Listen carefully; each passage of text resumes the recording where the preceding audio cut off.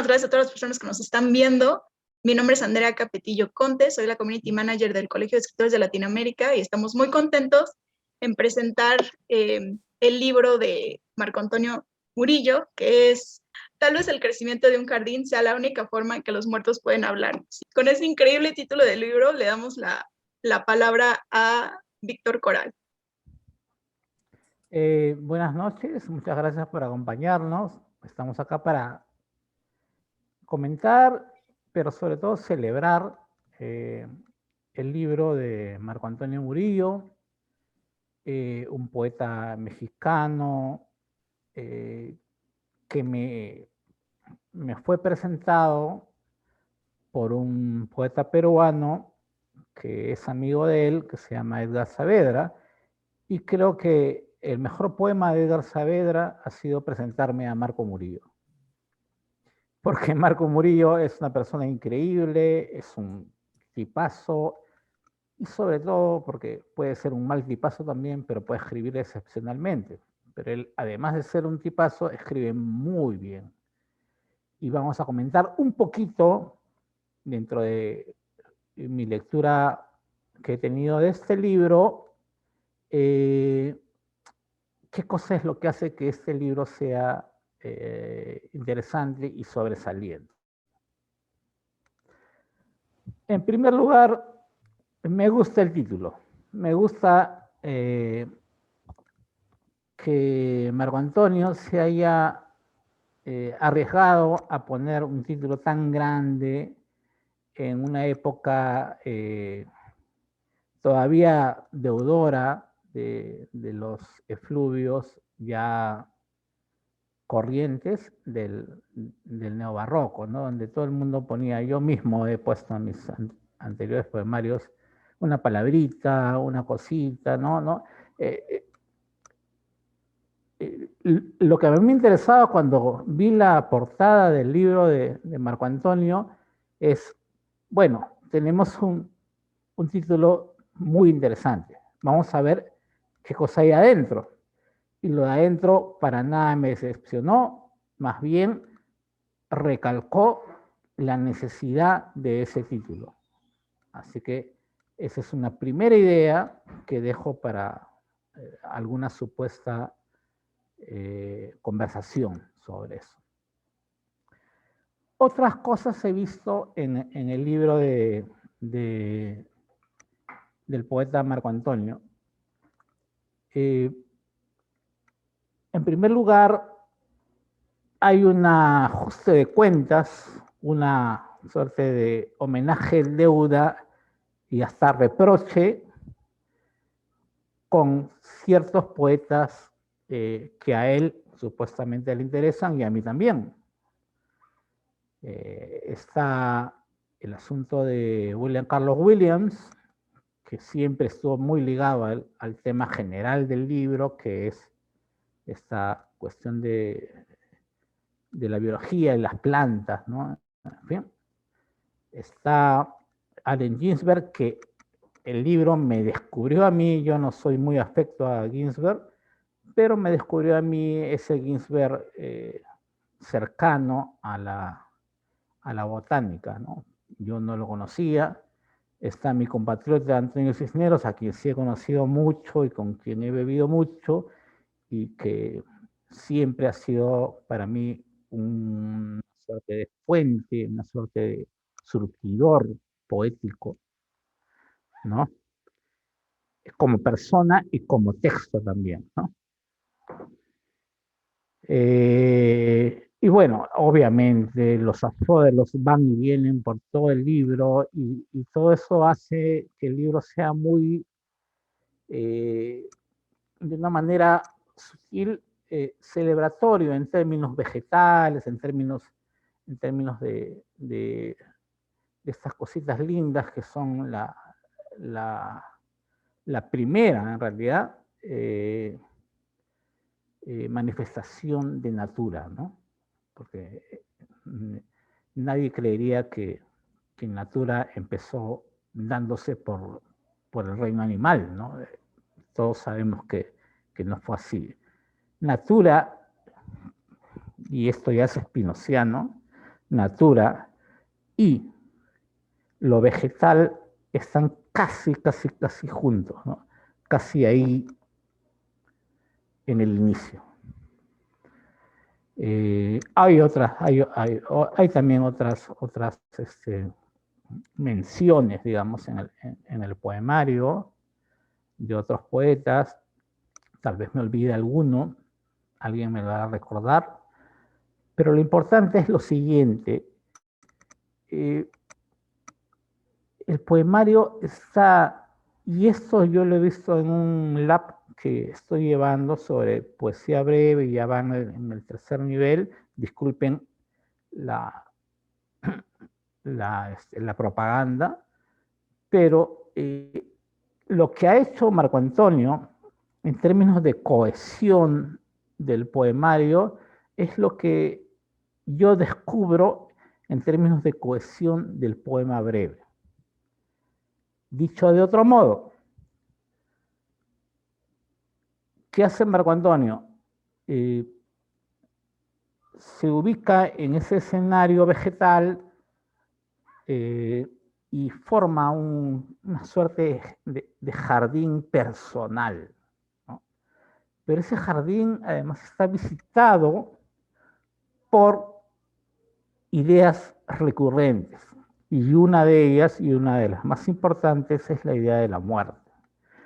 Y no solo de la muerte así, digamos, conceptualmente, ¿no? Sino la idea de qué es la muerte, cómo se relaciona el vegetal con la muerte, cómo me relaciono yo con la muerte, y finalmente el vegetal y yo, cuál es la diferencia entre la muerte, en fin. Todo eso está, para fortuna del poeta, está tratado de una forma poética incuestionable, porque podría haberse tratado de otra manera. Otro poeta, digamos, un Montalbetti, o un, qué sé yo, o un Benito del Pliego, o quien sea, podría haber tratado todo este asunto de otra forma y podría haber sucedido cosas distintas, más intelectuales, más, ¿cómo decirlo? Más profundas, entre comillas. Pero lo que ha hecho Marco Antonio en mi evaluación es encontrar el justo medio, el balance entre el requerimiento estético y el otro requerimiento que es conceptual y vital. Y eso no se cae a lo largo de todo el libro, y eso es lo que hemos venido a celebrar ahora.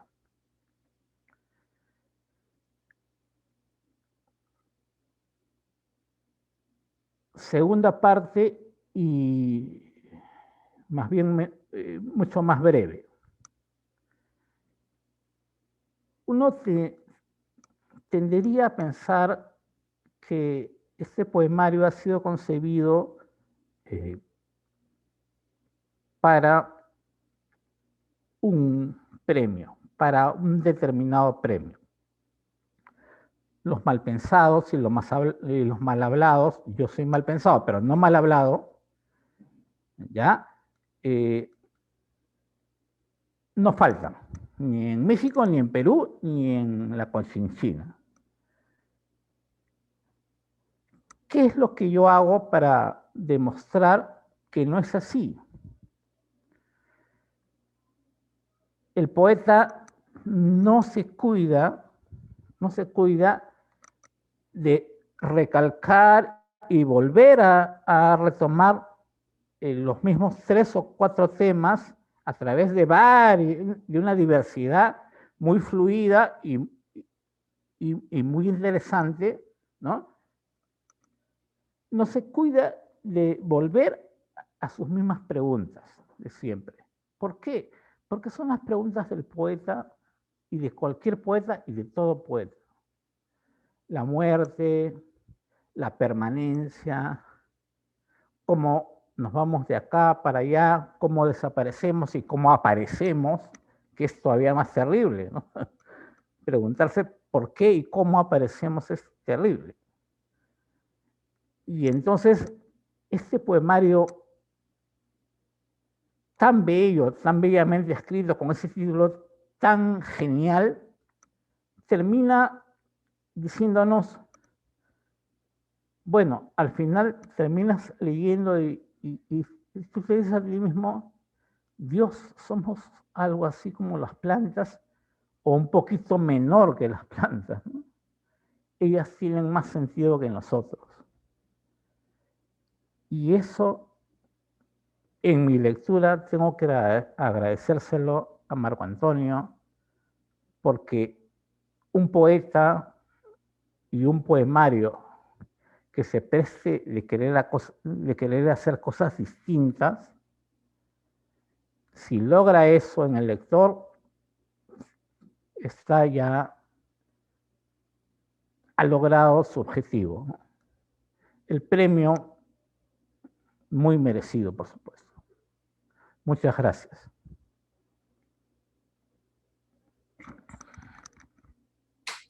Muchas gracias, Víctor. Y vamos a continuar con Gerardo. ¿Qué tal? Buenas tardes a todas y todos. Bueno, primero quisiera empezar con un agradecimiento y con dos aclaraciones. El agradecimiento, bueno, al Colegio de Escritores de Latinoamérica por la organización de este evento, a Marco por la grata y sorpresiva invitación que me ha hecho leer este libro de una manera mucho más comprometida que la primera vez que lo hice o que me acerqué a su obra. A quienes me anteceden y me sucederán en la palabra. Las aclaraciones, bueno, voy a leer un texto que más que una presentación está pensado, tiene un tono programático, ¿no? Es en cierta medida una promesa de algo que quiero trabajar con mayor detenimiento y mayor profundidad.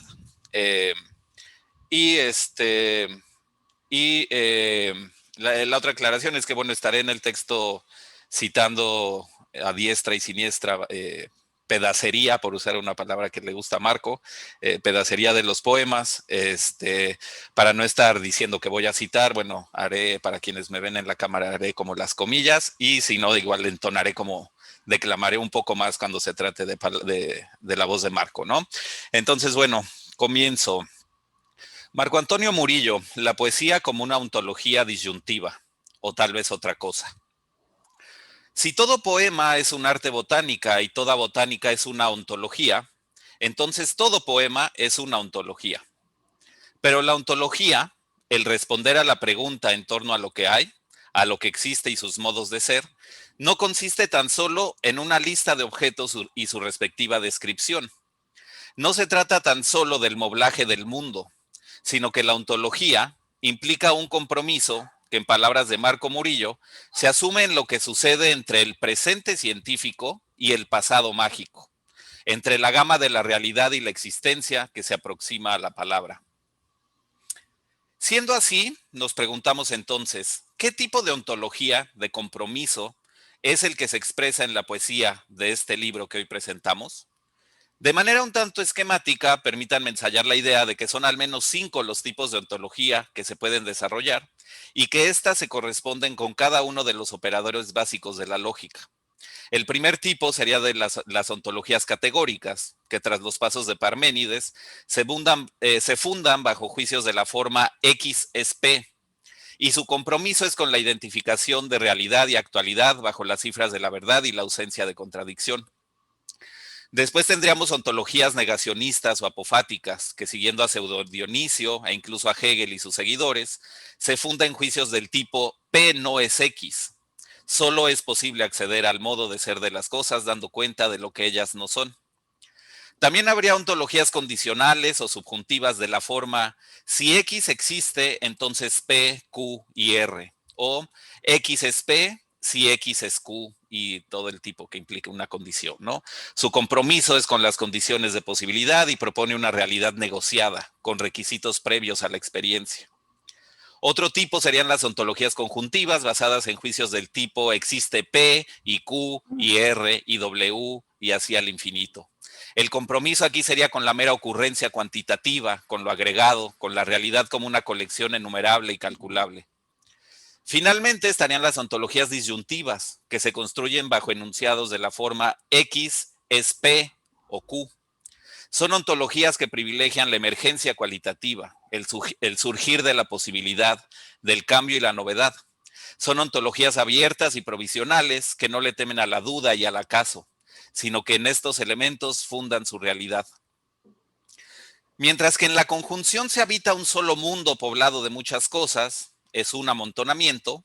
Por el contrario, en la disyunción se habitan muchos mundos, que debido a su singularidad inhóspita, invitan a habitarlos.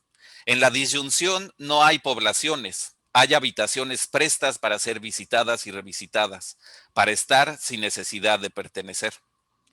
La ontología que propone Marco Murillo en este libro es una ontología disyuntivista. ¿Y cómo podría ser sino disyuntiva la ontología de los jardines o los caminos o las ventanas que aquí se proyectan? Disyuntivas son también las presencias que toman la palabra por invitación de Marco Murillo y que colocan al lector en la elección de un modo de ser, el de Emily Dickinson o el de William Carlos Williams o el de Allen Ginsberg.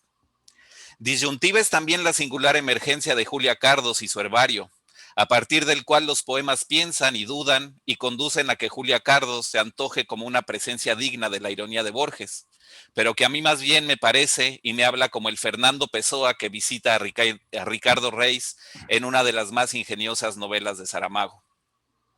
Así, cada poema nos interpela con espacios y presencias plenamente disyuntivas, espacios y presencias que más que como ficciones, operan como fricciones de la imaginación, sacando chispas de realidad al rozar con la presencia de la imagen.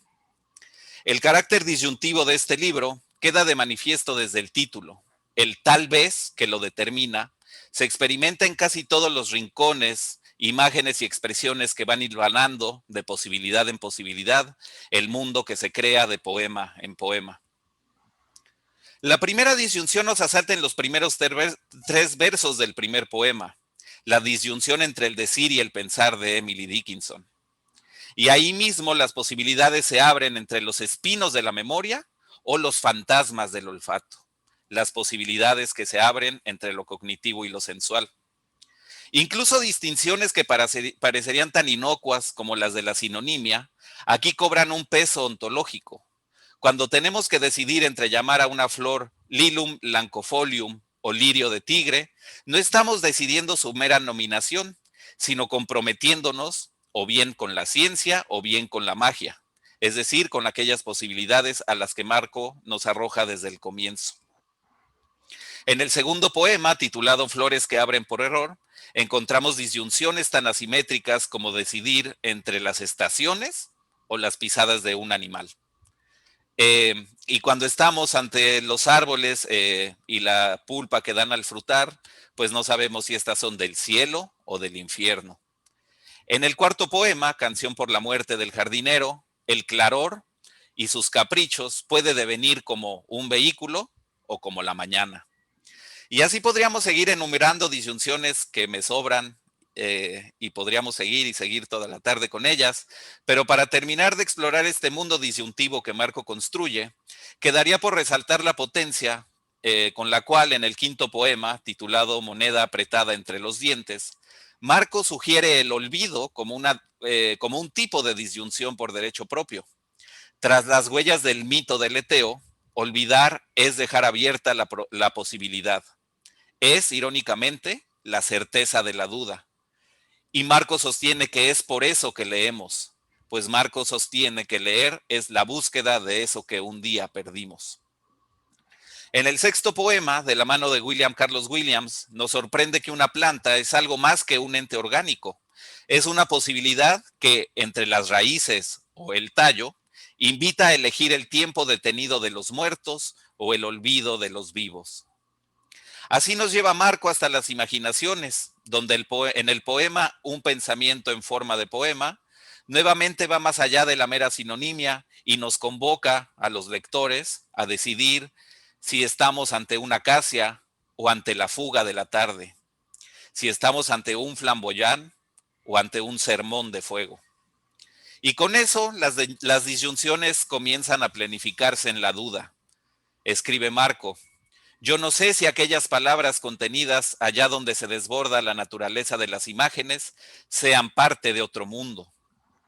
Y finalmente, con todo este rodeo, regresamos al tal vez del título.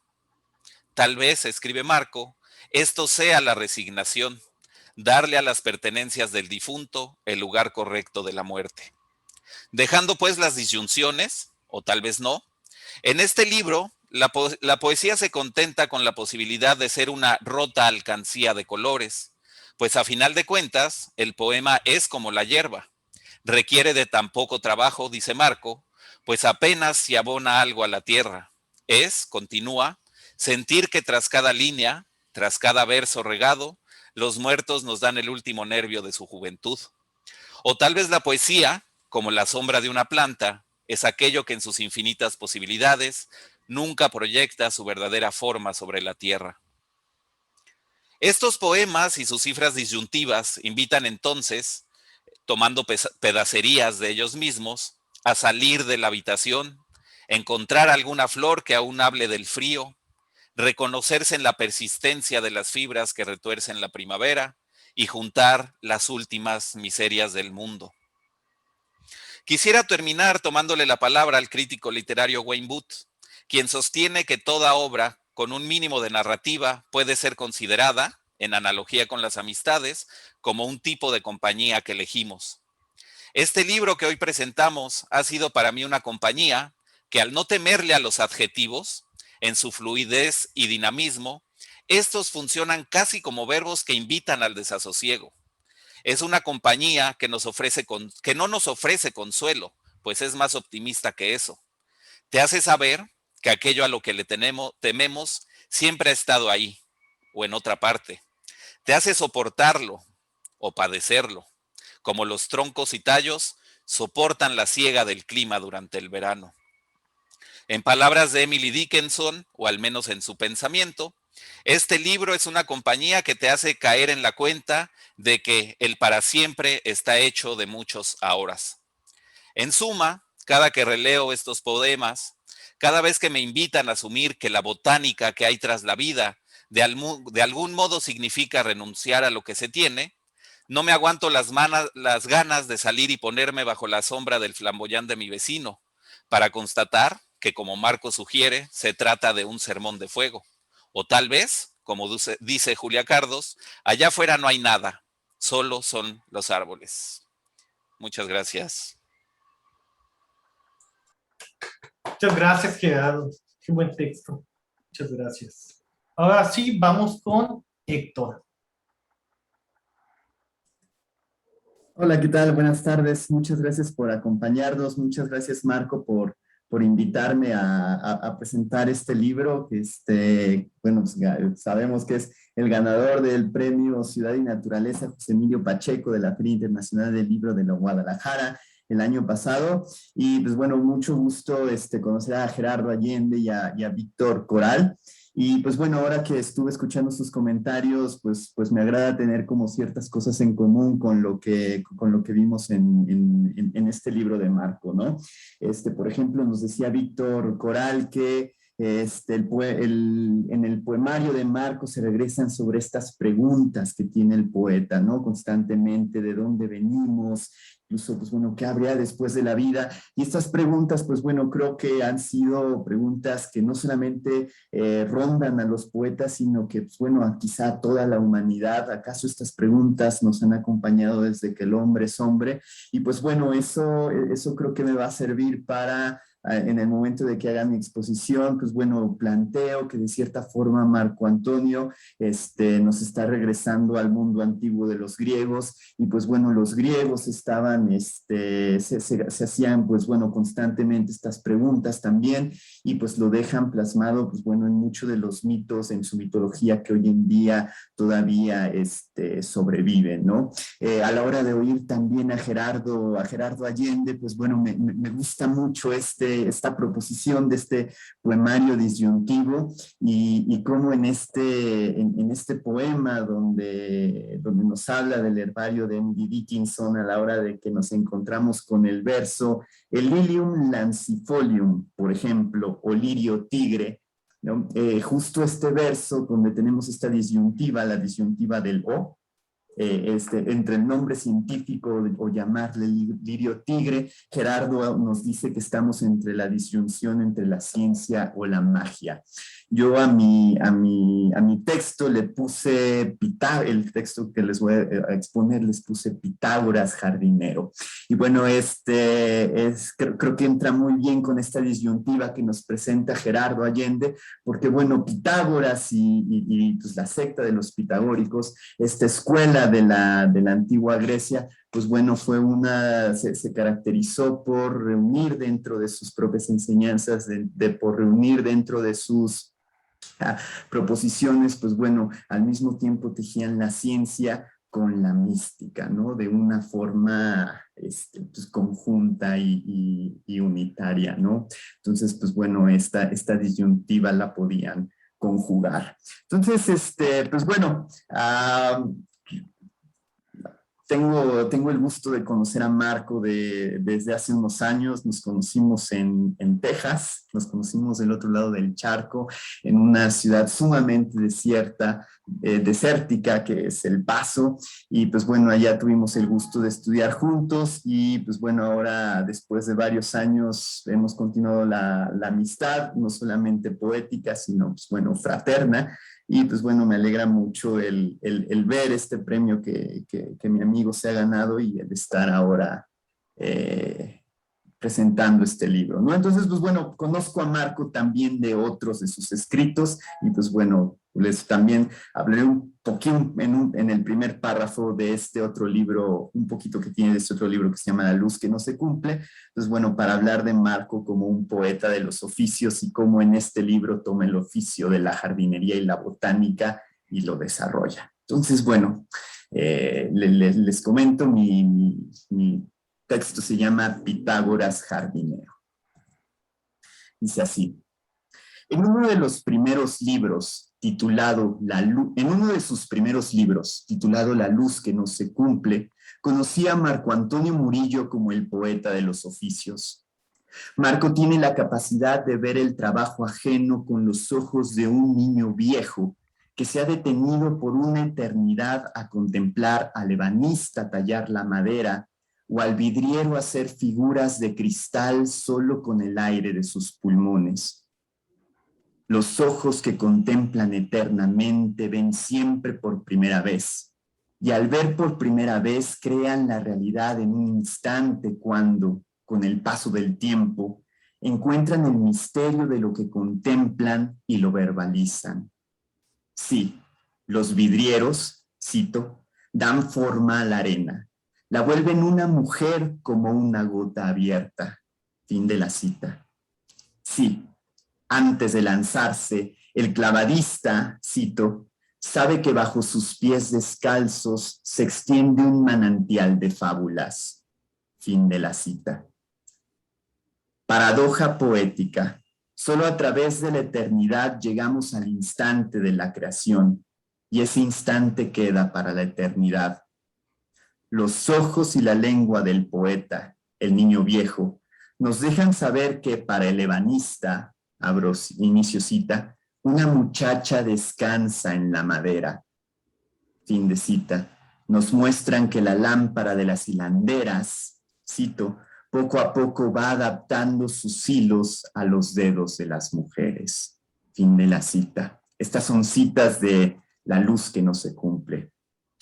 Y bueno, en el libro tal vez el crecimiento de un jardín sea la única forma en que los muertos pueden hablarnos. Marco Antonio Murillo, con esos mismos ojos que contemplan y crean el mundo, se adentra en el oficio del jardinero y del botánico, pero no de cualquiera de ellos, pues a los que contempla Marco y de los que se contagia y en los que a veces se transmuta, este jardinero y este botánico están muertos. El jardinero que, Cito, mientras baja la luna, sale con su machete y llega por la calle juntando las últimas Todavía miserias no. del mundo. Fin de la cita. ¿Cómo que ya ven? Espérate. ¿Qué? Ay, gracias. Por ahí, perdón, repito, se nos metió ahí un audio. Entonces, bueno, este jardinero y esta botánica están muertos, ¿no? Y lo plantea Marco. Nos dice, el jardinero que mientras baja la luna sale con su machete y llega por la calle juntando las últimas miserias del mundo, se ha subido al hombro de un álamo, se distrajo.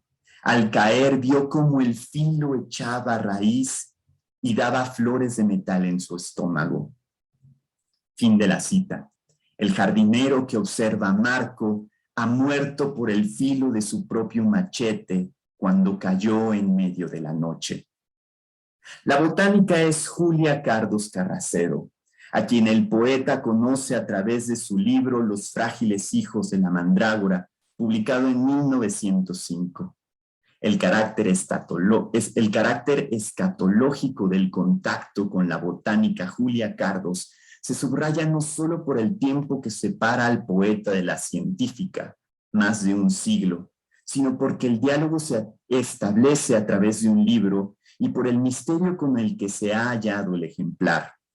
Un libro, nos decía Francisco de Quevedo, es conversar con los difuntos y escuchar con los ojos a los muertos.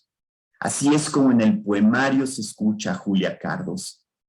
Además, la voz poética del poemario de Marco Antonio Murillo, ¿acaso el mismo Marco?, halla el libro de Julia en el Burro Oculto, una librería en la Ciudad de México a la que solo los iniciados pueden ingresar, así como solo los iniciados pueden acceder a los misterios de Eleusis. Esos misterios que tenían que ver con los ritos vegetales y agrícolas del antiguo mundo griego. En estos misterios de Eleusis, la diosa de la tierra Deméter, descuidando las cosechas y los frutos, había ido hasta Eleusis en búsqueda de su hija Perséfone, quien había sido raptada por Hades, el dios del inframundo. Se entiende que los misterios, aún desconocidos, tenían que ver con la vida, la muerte y el renacimiento, no solo de los campos, no solo de las cosechas y el cambio de las estaciones, sino del hombre mismo. Enriquecido con el paganismo de lo contemporáneo, los poemas de tal vez el crecimiento de un jardín sea la única forma en que los muertos pueden hablarnos, nos da una remembranza de ese mundo griego. El asfódelo es una de las plantas que más aparecen en el poemario y no sin razón. Para el mundo griego al que volvemos, el prado de asfódelos es una parte del inframundo donde quedan las almas de los muertos. En la Odisea, es en estos prados donde hallamos las almas de Aquiles y de Agamenón, las de Áyax y de Patroclo, esos héroes que han muerto en el cerco de Ilión o de Troya. En el capítulo 24 de la Odisea, Hermes conduce al prado de asfódelos a los pretendientes de Penélope, muertos por Odiseo. Y cito este capítulo de la Odisea. Exhalando quejidos marchaban en grupos tras Hermes, sanador, que sus pasos guiaba en las lóbregas rutas. Del océano a las ondas llegaron, al cabo de Leucas, a las puertas del sol, al país de los sueños, y pronto, descendiendo, vinieron al prado de asfódelos, donde se guarecen las almas, imágenes de hombres exhaustos. Fin de la cita. Según estos versos, el viaje se adivina largo. Los muertos han de llegar a las puertas del sol y al país de los sueños antes de iniciar el descenso hacia el prado de asfódelos, donde las almas se guarecen. ¿Cómo tener siquiera una intuición de ese prado tan lejano? En el poemario de Marco Murillo, las plantas son el vínculo entre nosotros y ese apartado lugar. Toda planta envuelve un misterio. ¿Hasta dónde? ¿Hasta qué regiones desconocidas se hunden sus raíces? quizá lleguen hasta el mundo de los muertos. Nos dice el poemario, cito, en nuestros jardines los muertos también participan de algunas labores botánicas. Cosechan pequeños bulbos ovalados, falsos frutos que no podemos comer por ahora. Fin de la cita. Toda planta esconde en sus raíces y, por lo tanto, también en su tallo, en sus hojas, en su fruto, a los muertos. Es a través de escuchar a la planta entera que podemos conectar con esa lejana región del inframundo y las almas que allí reposan. El poemario de Marco Murillo hace entonces otro vínculo con la antigüedad griega, Pitágoras y sus discípulos. Creyentes de la transmigración de las almas, los pitagóricos tenían estrictamente prohibido el alimentarse de habas, pues las habas, acaso por su forma semejante a un feto humano, estaban vinculadas con las almas que, aún después de la muerte del ser humano, seguían existiendo y migraban entonces hacia nuevos cuerpos. La planta, por lo tanto, puede contener una conciencia. Así, en el poemario de Marco, decir no hay nada, solo son los árboles, como se intitula uno de los poemas, es en verdad decir hay más que solo árboles. Estos árboles misteriosos para el inquilino que habita la casa en cuyo jardín crecen, le cuentan sus secretos a Marco. Cito, nosotros permanecemos despiertos hasta el día siguiente, cuidando que las ramas del sueño no crezcan más que las ramas de la muerte. Le dicen a Marco. Fin de la cita. El hecho de que el poemario, tal vez el crecimiento de un jardín, sea la única forma en que los muertos pueden hablarnos, haya sido galardonado con el Premio Ciudad y Naturaleza José Emilio Pacheco, auspiciado no solo por la Feria Internacional del Libro de Guadalajara, sino por el Museo de Ciencias Ambientales, parece parte de la estética del poemario mismo. El Pitágoras que prohibía comer habas a sus discípulos para no impedir la transmigración de las almas, es el mismo Pitágoras del famoso teorema matemático que reza que, en un triángulo, la suma del cuadrado de los catetos es igual al cuadrado de la hipotenusa, y es el mismo Pitágoras al que se le atribuye el descubrimiento geométrico de la inconmensurabilidad de la diagonal y el lado del cuadrado. Los pitagóricos combinaban una teoría racional del número con una numerología mística. Entretejían lo racional con lo irracional de un modo inseparable, pues el filósofo, aquel que busca el conocimiento, no puede cerrarse a investigar las realidades irracionales simplemente porque no son tangibles. Aunque acaso hoy en día la ciencia esté separada de la mística, ¿qué es el científico sino un místico de los dioses conmensurables, de los dioses que sí se pueden medir? ¿Qué no es un místico serio sino un científico de lo intangible? Marco reconoce este vínculo en su poemario y, a través de la poesía, une la botánica con el diálogo con los muertos, une la ciencia con la mística. Solo en la cuidadosa observación botánica, con esos viejos ojos niños con que Marco sabe observar los oficios y quehaceres, es que podemos darnos cuenta de la similitud entre los suplicios de los santos cristianos y las plantas. Dicen las páginas del poemario de Marco Murillo, cito, el anturio, o lengua de fuego, era la pira de bronce donde ardió San Policarpo, el corazón herido, enredado en un roble, el suplicio de Santa Catalina, la orquídea, Itálica daba un cuerpo desnudo, San Sebastián a punto de ser asaeteado contra un tronco. Fin de la cita. Desarrollo el vínculo que hay en estos versos entre San Sebastián y la orquídea. El santo fue a Roma en aproximadamente en el año 283 después de Cristo para unirse a los ejércitos del emperador Marco Aurelio Carino. Cuando se descubrió no solo que Sebastián era cristiano, sino que había convertido al cristianismo a varios de los soldados, se le condenó a morir asaeteado. Popularmente, los pintores lo representaban en su martirio, desnudo o con una manta tapándole los genitales, atado a un tronco y con flechas atravesándole el pecho, el vientre, los muslos. La observación científica de la orquídea nos lleva a saber que esta planta es la representación que la naturaleza hace del martirio del santo.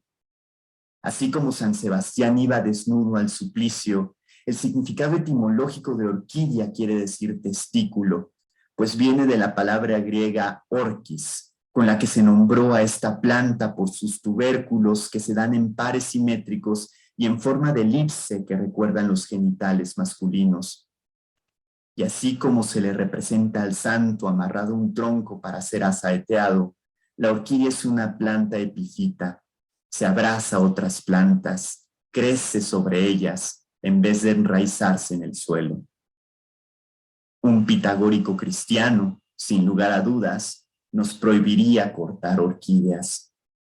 ¿Acaso ese pitagórico sea el mismo Marco Antonio Murillo, quien también descubre plantas cefalóforas que, como a los santos, les han cortado las cabezas en el martirio, y quien percibe una irradiación mística que viene, cito, más allá de nuestros jardines? Es la energía solar de la divina gracia, la misma luz no usada que alienta la fotosíntesis. Fin de la cita. En estos versos, Marco Antonio Murillo pondera a un mismo nivel la fotosíntesis y la gracia de Dios. El paganismo de lo contemporáneo con lo que se fecunda el regreso helenístico que sutilmente hace el poemario no solo consiste en los elementos cristianos, sino en los contemporáneos. Marco no solo escucha a la ausente Julia Cardos a través de las páginas del facsimilar hallado en la librería El Burro Oculto, secreta como los misterios de Eleusis, sino que, a través de las plantas, Marco también habla con poetas muertos. De Emily Dickinson llega a saber que el invierno nunca muere. De aspirar la pipa de marihuana de Allen Ginsberg, presiente la presencia de los difuntos y su respiración ocre. Recibe con la reflexión de un iniciado pitagórico los enigmáticos consejos de Antonio Cisneros. Nunca te duermas junto a una planta, le dice Antonio a Marco. Y del corazón y los versos de William Carlos Williams sobre las flores, arriba la proposición que le da título al poemario. Tal vez el crecimiento de un jardín sea la única forma en que los muertos pueden hablarnos. El poemario ha sido un viaje místico y científico. En él, los ojos de Marco Antonio Murillo, esos ojos de niño viejo que redescubrían y reinventaban los oficios, han explorado el oficio del botánico y el jardinero para llegar a esta verdad. Tal vez el crecimiento de un jardín sea la única forma en que los muertos pueden hablarnos. Así sea.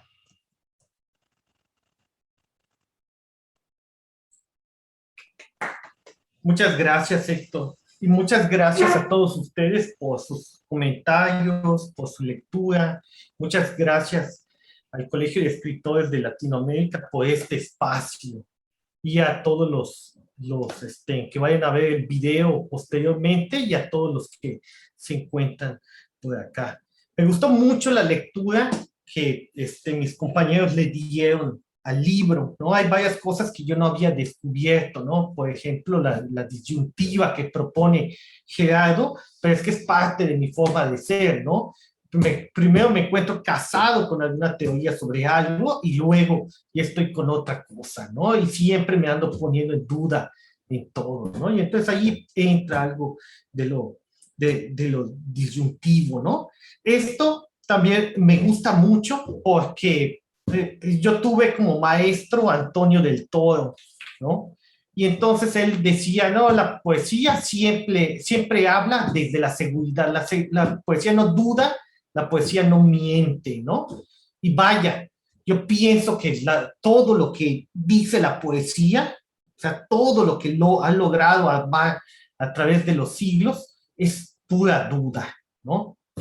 Pone la duda sobre la mesa de trabajo, ¿no? Para mí esa es la clave de la poesía, porque si la poesía dijera certezas, yo creo que no nos interesaría tanto como nos interesa, ¿no? Bueno, puede haber gente que no le interese la poesía, pero sí le interesa, lo puedo asegurar, lo poético, ¿no? Que es, que es una de las partes medulares de la poesía, ¿no? Me gustaría compartirles algunos poemas para la presentación. Canción por la muerte del jardinero. Quedan pocos árboles en Brasil, pero es necesario podarlos a tiempo. No vaya a ser que cubran las avenidas con ese terciopelo verde al que ahora le llaman crepúsculo. Brasil además tiene una canción que pocos recuerdan. Los colores de la aurora llegan con la muerte. Mientras baja la luna, el jardinero sale con su machete y llega por la calle juntando las últimas miserias del mundo. Su filo de tímido en vez, sus botas largas dicen al que escucha con las orejas buenas del sueño que hay alguien afuera cortando la hierba mala de la ciudad y no hay tiempo. No hay tiempo de pensar que en unas horas antes del mediodía dejará en su gaveta de trabajo el traje, el oficio y el turno vegetal. No hay tiempo para saber que hoy no llegará a casa. Como hay prisa, deja en las aceras los torpes retazos de las plantas mientras sigue su labor tratando de hacer el menor ruido posible. A veces un rumor se presenta, las aves que despeinan una mata, un vidrio roto, son los gatos que sacan las últimas chispas a la luna. No importa, porque a esta hora solo las prisas del lechero y la suerte del desvelado escuchan la caída de ciertas ramas. Esta vez un niño despertó en pánico. Hay un monstruo que quiere entrar a la casa. Nada se veía bien. Las luces públicas todavía bostezaban. El cielo estaba ronco y el jardinero se había subido al hombro de un álamo. El niño pegó un grito, el hombre se distrajo. Acá vio cómo el filo echaba raíz y daba flores de metal en su estómago, mientras la casa del niño cedía a su habitual nocturno. Pidió auxilio. La voz se le encogía en los minutos restantes de la madrugada.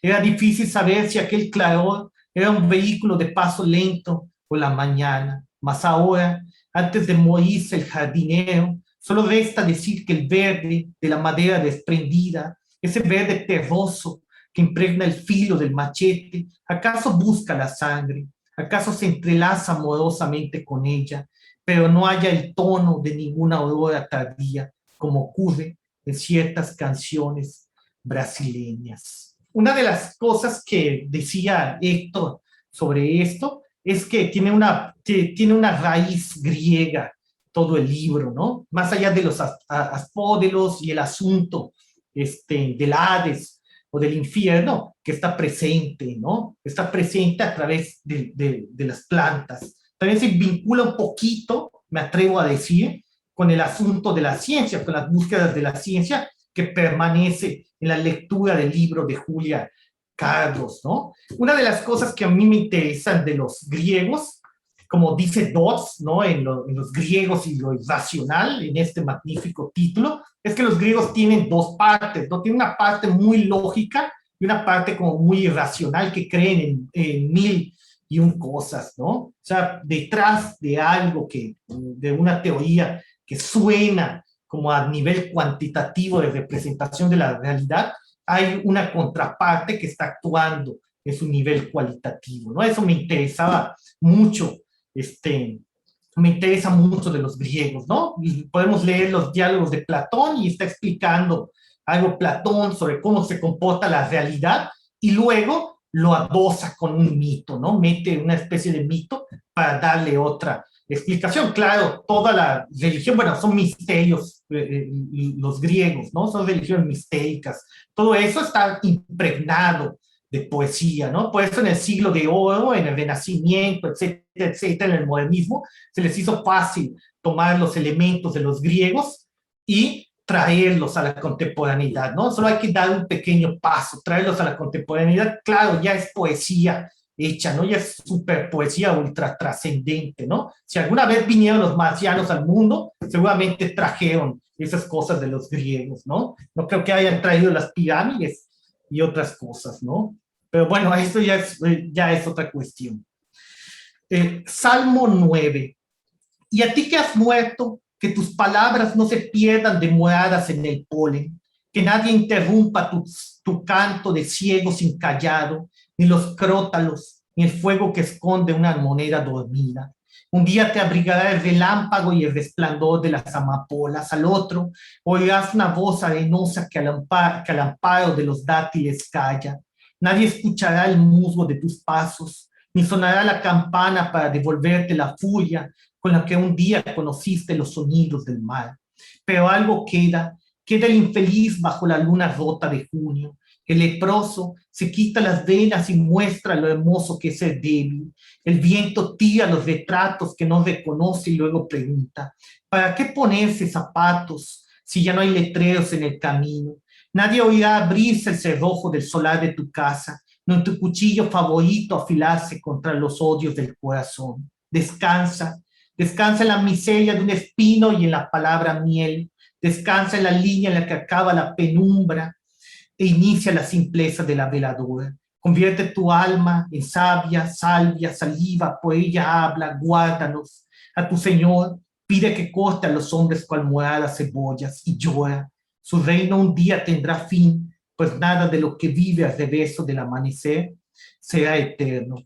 Víctor Coral destacaba que una de las cosas fuertes que tiene el libro es el propio título, ¿no? Tal vez el crecimiento de un jardín sea la única forma en que los muertos pueden hablarnos, ¿no? Que esto se contrapone a cierta poesía neobarroca, ¿no? Que busca pues unos títulos pues más certeros, ¿no? Ese título tiene estos elementos de la disyuntiva que ya ha trabajado bastante bien Gerardo, pero también quise hacer una especie de herbario medieval extraño, ¿no? Normalmente los libros medievales tenían títulos largos, claro, porque son títulos completamente referenciales, ¿no? Porque ya tienen una utilidad. ¿Cuál es la utilidad del libro? No es la diversión. La utilidad del libro es ser un compendio del conocimiento, ¿no? Y por eso tiene esos títulos largos para que trate de abarcar casi todo, pues casi todo el tratado del libro, ¿no? Intenté hacer algo parecido a esto, a eso, ¿no? Pero poético, ¿no? Imagínense si yo hubiera puesto, no sé, un título así, de esos ultrarreferenciales, hubiera que cada libro que habla sobre plantas y que tal cosa, y que en su página 30, no. Intenté entonces hacer eso y creo que se logra, ¿no? Otra cosa que intenté hacer con el libro es que se mantengan, como decía Víctor, una serie de preguntas que a mí me interesan muchísimo. A mí me interesa saber qué es lo que pasa cuando uno muere, ¿no? O sea, todo lo que leo sobre ciencia va encaminado a intentar explicar eso. Obviamente nunca vamos a llegar a explicar eso, ¿no? Y si lo explicamos, es como que tú entras a ver la trilogía del Señor de los Anillos y desde el principio la persona con la que te sientas te diga cómo va a acabar. Gollum se va a caer con el anillo al final, a la hora número 9, y ya está sentado, ya terminaron toda la vida, ¿no?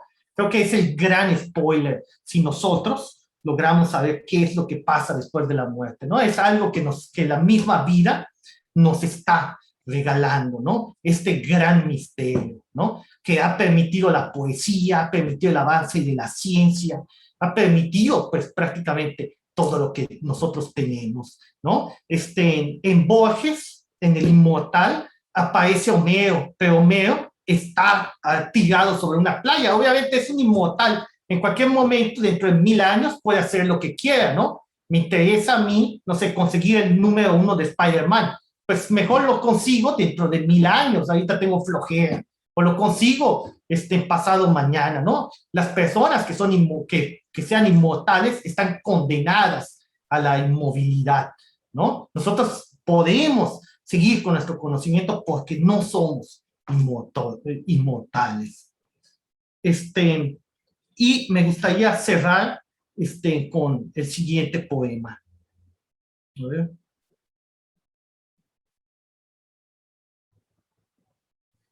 Lo estoy localizando. Vamos a ver.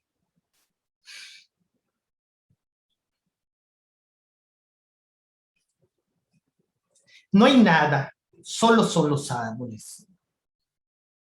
Qué oscuro conversan los murciélagos en la hora en que está quieta la casa. Se parecen a ciertos ancianos que delante del recuerdo balbucean una historia pendiente años atrás.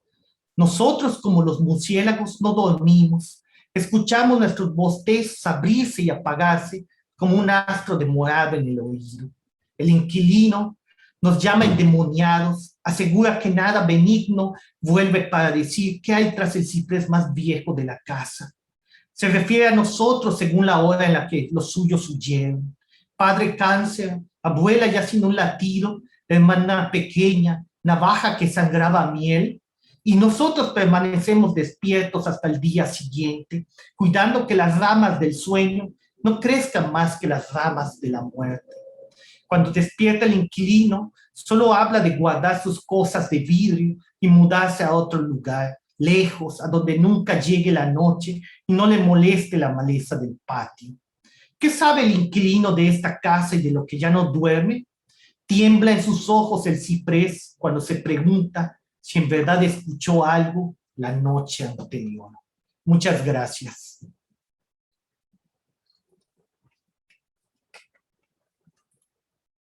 No sé cómo estemos de tiempo, Andrea. Pasamos a unas preguntas. ¿Cómo estamos? Sí, si quieres unos 15 minutos, hacemos para que Perfecto. te dé tiempo de hacer preguntas. Sí, no hay ningún problema. Perfecto. Adelantan del público que amablemente nos acompaña. Quisiera preguntarme algo, preguntar algo aquí a mis compañeros presentadores.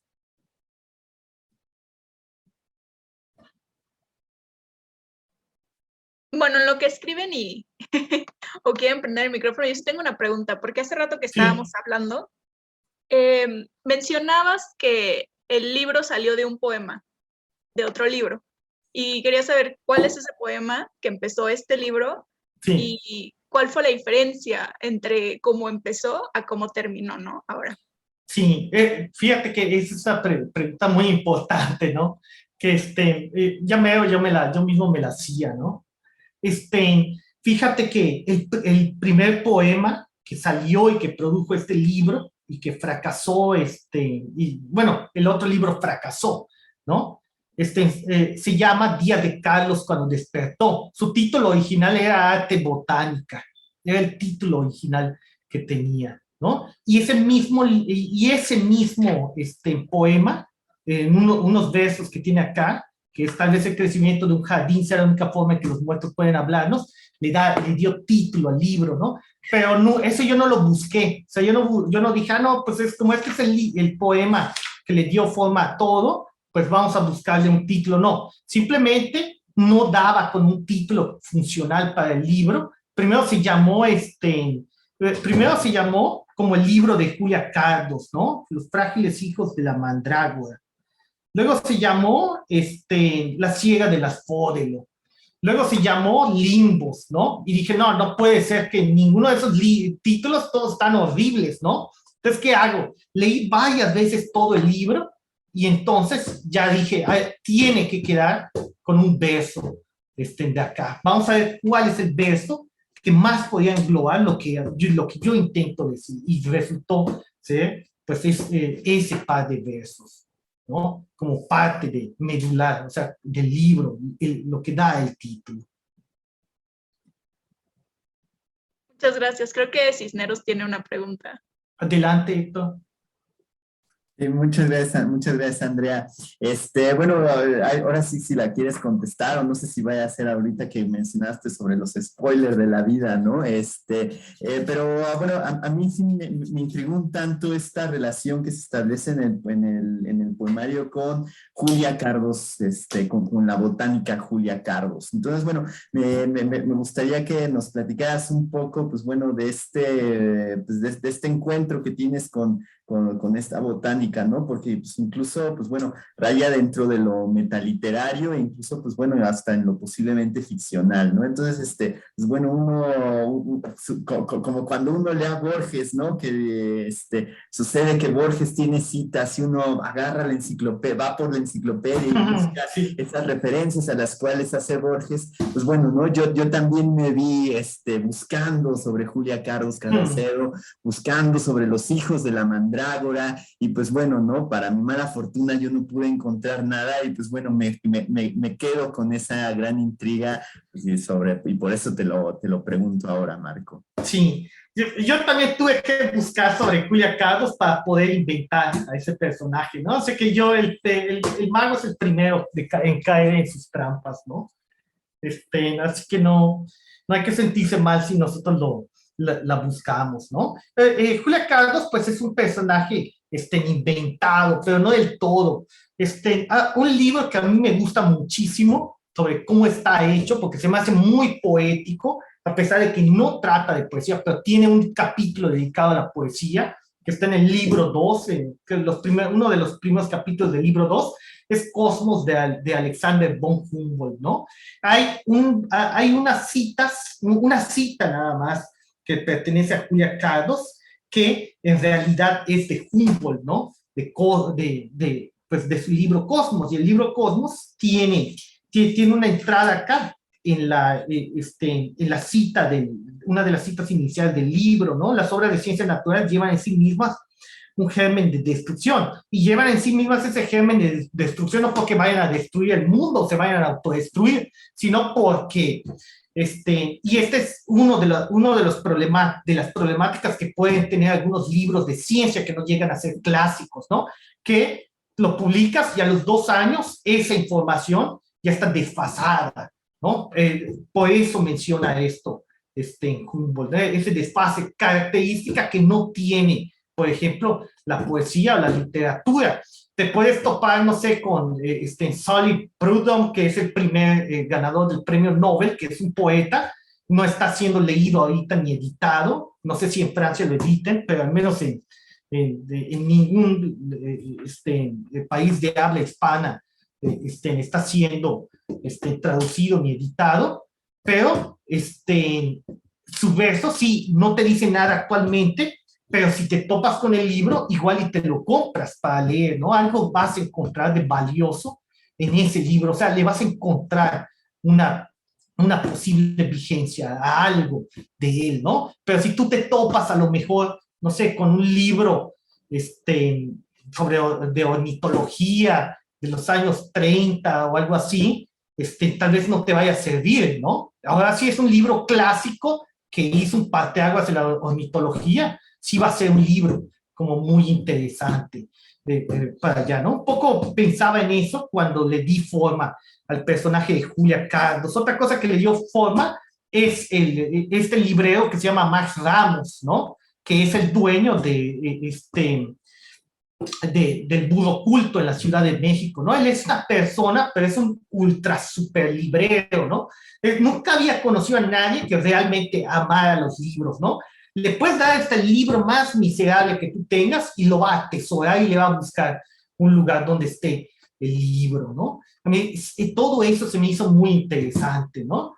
Y me encanta a mí que me preguntes sobre Max Ramos en el libro. Aparece un momento, pero realmente es el único personaje real que existe. No hay Julia Cardos, el yo poético se diluye en todo esto, en el jardinero muerto pues no existe, el inquilino tampoco existe, pero sí existe Max Ramos, ¿no? Es lo que le da su cable a piso a este libro, ¿no? O sea que es algo pues vivencial también, ¿no? Yo conocía ese librero No me entregó, obviamente, el libro de Julia Cardos, pero sí me entregó varios libros que yo sigo atesorando y se pueden ver ahí atrás en mi librero, ¿no? Y ya a partir de eso, de esas lecturas que me lancé con esos libros, yo mismo fui en busca de mi propia Julia Cardos millones de veces.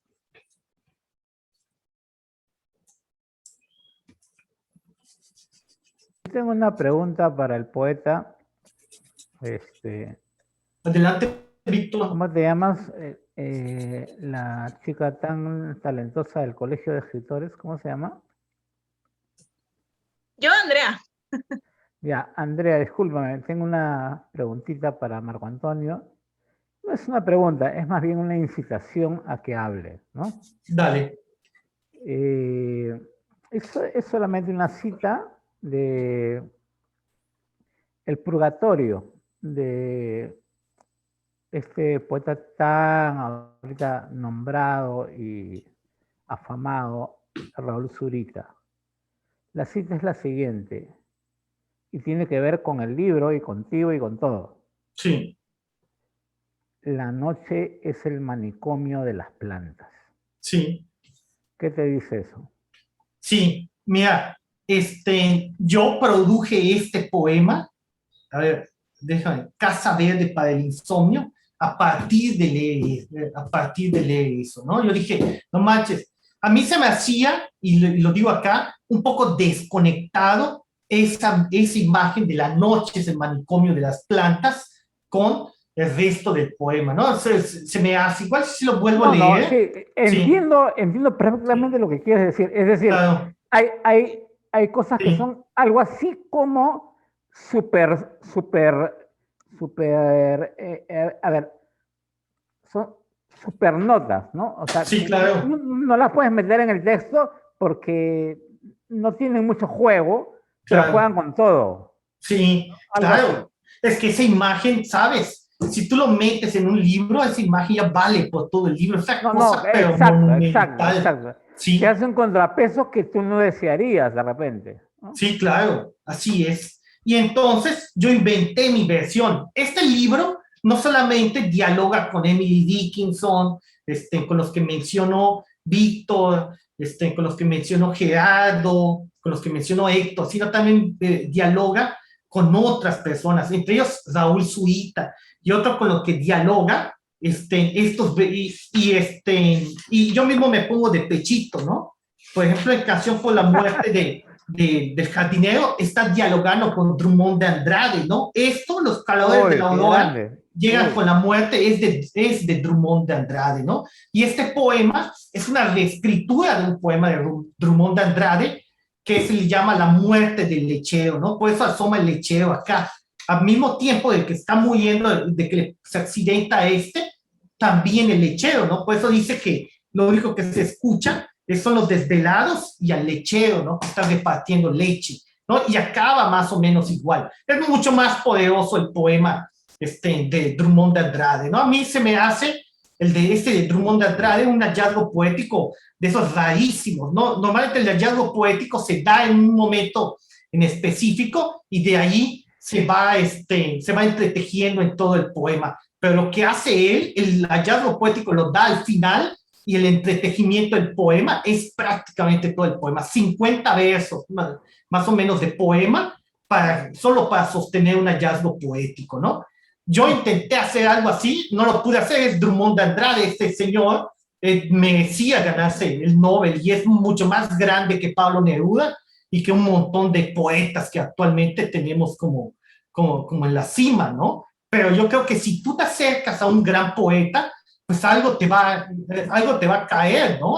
Sus uñas, algo te va a tocar allá, ¿no? Y creo que este es uno de mis poemas favoritos. Me recuerda mucho a Drummond de Andrade y además creo que se logra una buena narrativa en eso, ¿no? Yo no soy de hacer poemas narrativos, pero creo que esto fue una buena ventaja, acercarme a Drummond de Andrade. Y así hay otros, y así podemos encontrar a otros. Está T.S. Eliot, acá está Dante Alighieri, cómo no, hay un montón de poetas dentro de eso, ¿no? Como le decía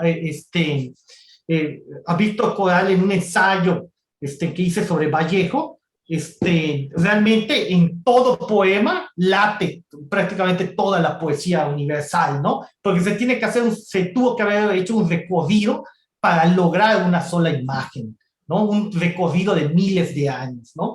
Uno como ocioso podría hacer ese recorrido, ¿no? Ver de dónde proviene esta imagen, qué es todo lo que significa, desmenuzarla profundamente, y vamos a ver que vamos a regresar hasta los inicios de la poesía gracias a una sola imagen, ¿no? Claro, una imagen bien lograda, por supuesto.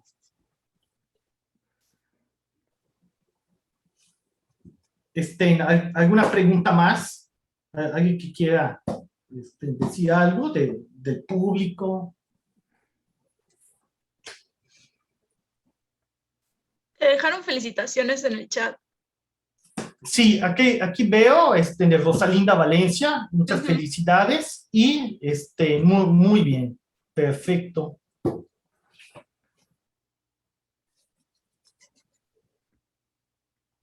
Bueno, si no hay una pregunta, pues podemos finalizar este breve encuentro. Quedó muy bien. Muchas gracias a todos. Gracias, Marco. Gracias al Colegio de Gracias Escritores. a ti, Marco, por darme la oportunidad de conocer además a Gerardo, a Héctor, que ha tenido una performance superlativa con respecto a la presentación, a todos ustedes y a la gente que ha estado acompañándonos, ¿no? Desde fuera. Qué lindo. Perfecto todo. En mi opinión, todo bien. Muchas gracias al Colegio de Escritores. Y bueno, me despido muy agradecido de toda esta experiencia. Abrazos, compadre. Cuídate mucho. Cuídense. Nos vemos. Todos. Gracias, saludos. Muchas gracias a todos. Muchas gracias por acompañarnos, Marco. Muchas gracias por la invitación. Y bueno, pues sí les recomiendo mucho el libro de Marco. Sí creo que tiene esta gran cohesión como poemario, ¿no? Entonces, bueno, sí, se lo recomiendo mucho. Y pues bueno, este hombre es un gran poeta y pueden una muy buena forma de acercarse a las letras de Marco, pues bueno, es nada menos que con este libro. Muchas gracias, Ayana. Veo que está una amiga mía.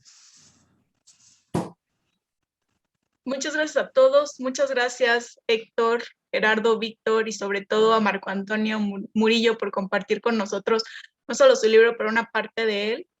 Y bueno, qué más que ir a conseguir el libro. Les dejamos el link en el chat, pero si no, cualquier cosa nos pueden escribir al Colegio de Escritores de Latinoamérica y les volvemos a compartir el link sin problema.